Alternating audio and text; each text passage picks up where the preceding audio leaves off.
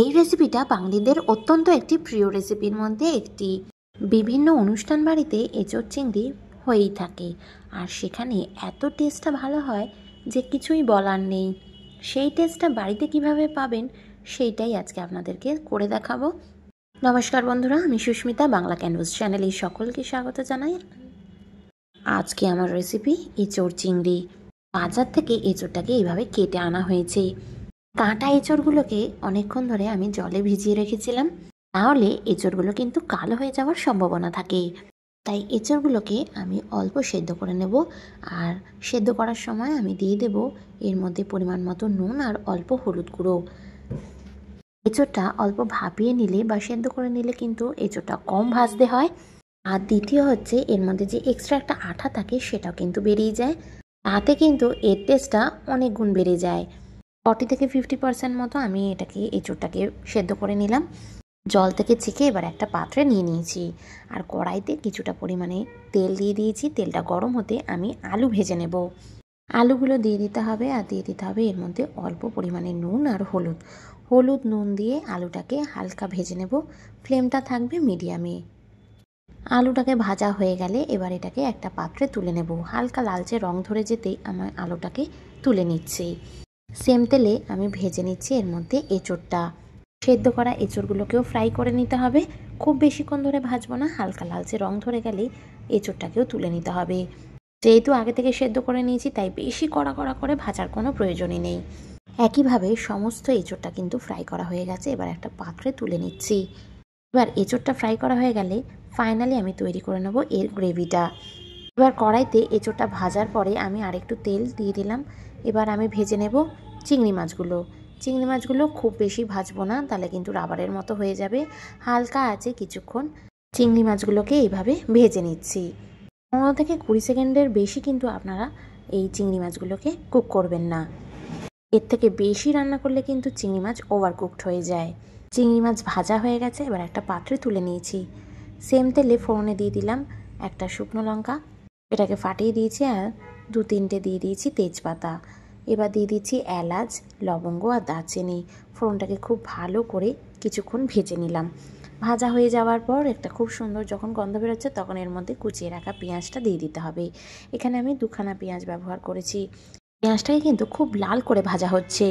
দেখতেই পাচ্ছেন বেশ লাল করে ভাজা হয়ে গেছে। এর মধ্যে এবার দিয়ে দিলাম রসুন আর আদা বাটা।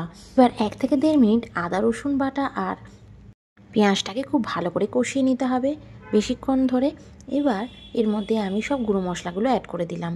শুকনো লঙ্কার গুঁড়ো, জিরে গুঁড়ো, ধনে গুঁড়ো, কাশ্মীরি লঙ্কার গুঁড়ো সব 1/2 চামচ করে দিয়েছি। মশলা খুব ভালো করে কষাতে হবে, তাহলেই কিন্তু মশলা থেকে তেল রিলিজ করবে। মশলা খুব ভালো করে কষালে এর কাঁচা গন্ধটা কিন্তু চলে যায়। এবার এর মধ্যে আমি টমেটো পেস্ট দিয়ে দিয়েছি। আপনারা চাইলে টমেটোকে কেটেও দিতে পারেন। খুব ভালো করে কষিয়ে নিচ্ছি। দেখতেই পাচ্ছেন কালারটা কি সুন্দর চেঞ্জ হয়ে গেছে। খুব ভালো করে কষিয়ে নিতে হবে। আপনারা নিজেই দেখতে পাচ্ছেন তেলটা কিভাবে রিলিজ করে গেছে। এর মধ্যে সামান্য পরিমাণে মশলার বাটি যেটা ছিল সেইটা ধোয়া জল আমি দিয়ে দিলাম। অল্প জল দিয়ে এরমভাবে কষিয়ে নিতে হচ্ছে।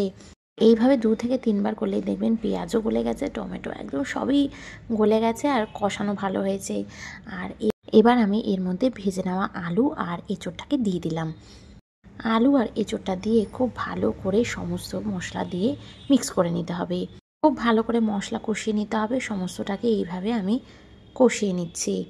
খুব ভালো করে কষিয়ে নিয়ে এটাকে ঢাকা দিয়ে আমি রান্না করব, যাতে এর থেকে খুব ভালো একটা তেল আর সেন্ট বেরোয়। অল্প মিক্সি ধোয়া জল আমি দিয়ে দিচ্ছি।